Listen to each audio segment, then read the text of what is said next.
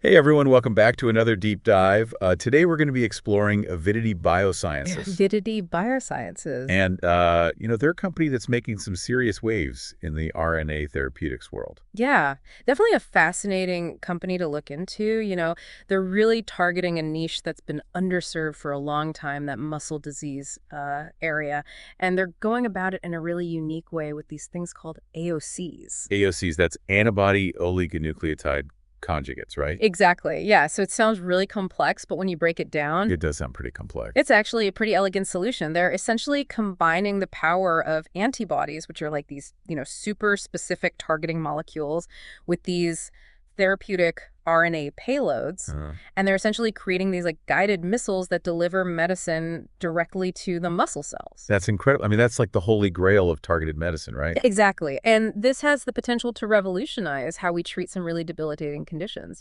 Things like myotonic dystrophy, Duchenne muscular dystrophy. Yeah, these are diseases that have really stumped researchers for decades, right? Absolutely. Traditional treatments haven't had much success, and that's where Avidity's approach comes in. It's like a whole new frontier. So where are they in terms of like actually getting these therapies to patients? Right now, they're in the clinical trial phase, which is, a critical step before they can actually bring these therapies to market. Makes sense. So they're still in that testing phase, making sure everything is safe and effective. Exactly. It's a long process, but it's essential to ensure that these treatments actually work and that they don't cause any harm.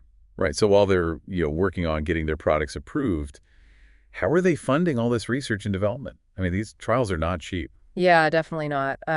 So their primary revenue stream right now comes from collaborations with some really big names in the pharmaceutical industry. Companies like Bristol Myers Squibb. Hmm. So these partnerships are helping them, stay afloat while they're working on these groundbreaking therapies. Yeah, absolutely. It's a win-win situation, really. Avidity gets the resources they need to advance their research, and these larger companies get a stake in some potentially revolutionary treatments. Right. So it's kind of like a strategic investment from both sides. Exactly. And it really shows the confidence that these big players have in Avidity's technology and its potential. It's interesting that they're still pre-revenue, right? They haven't actually launched any products yet, but their gross profit margin is reported as 100%. What does that actually mean for a company in their position?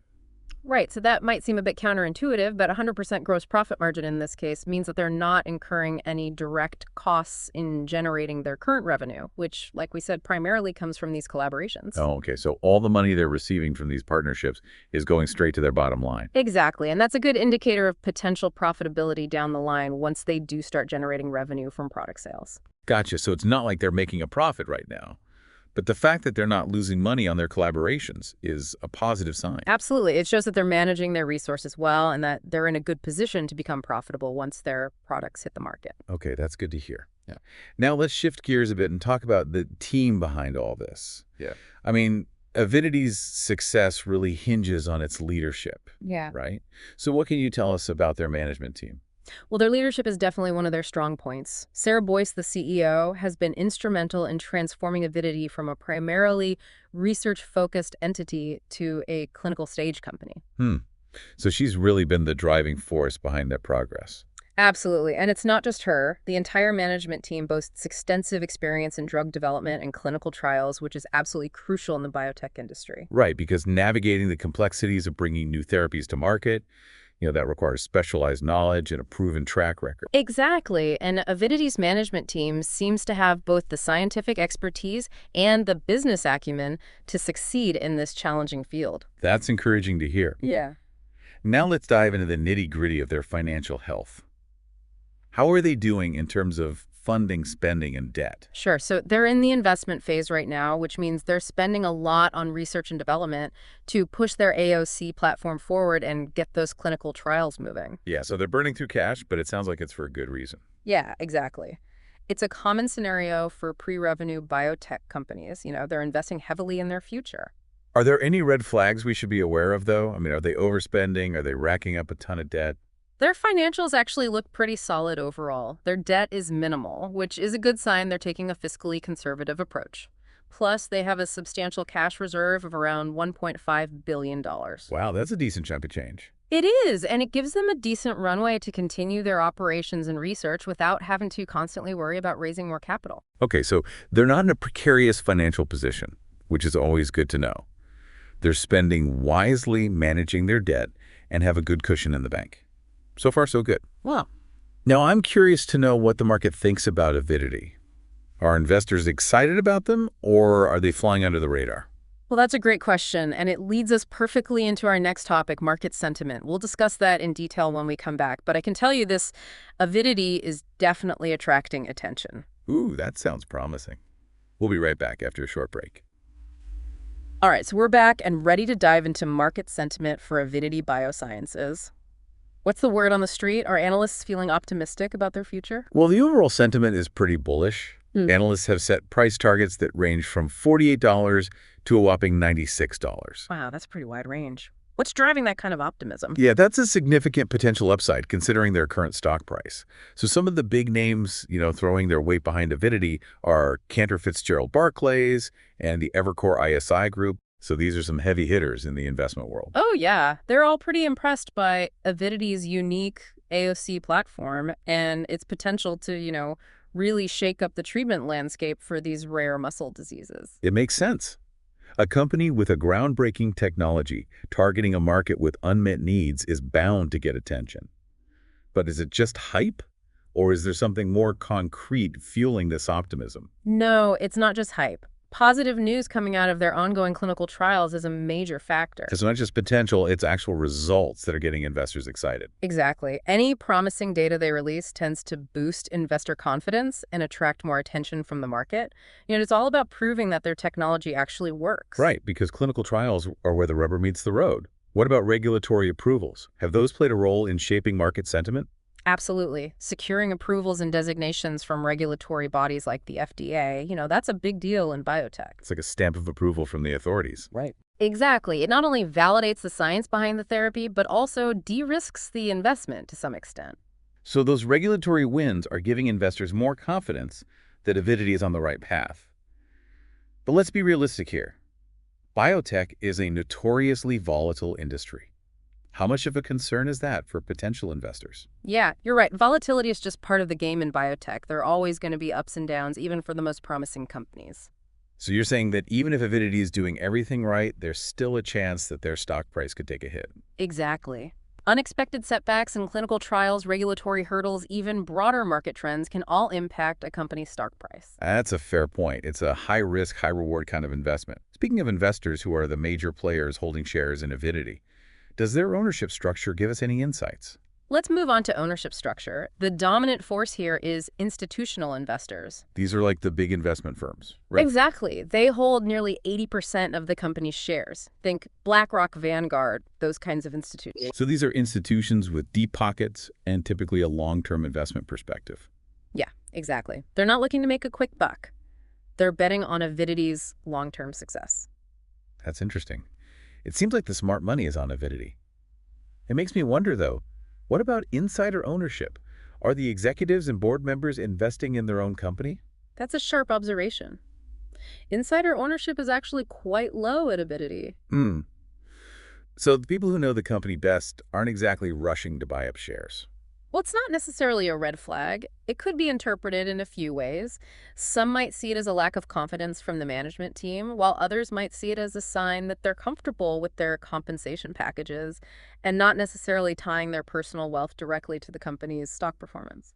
It's definitely something for potential investors to consider and form their own opinions about. It sounds like there could be valid reasons for low insider ownership, but it's still something to keep in mind. Does their board have enough experience to instill confidence?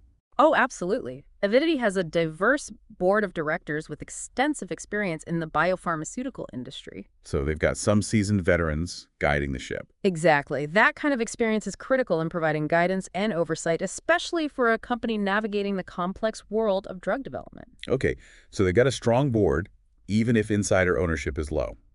Let's shift gears now and talk about risks. Every investment has them, and biotech is no stranger to risk.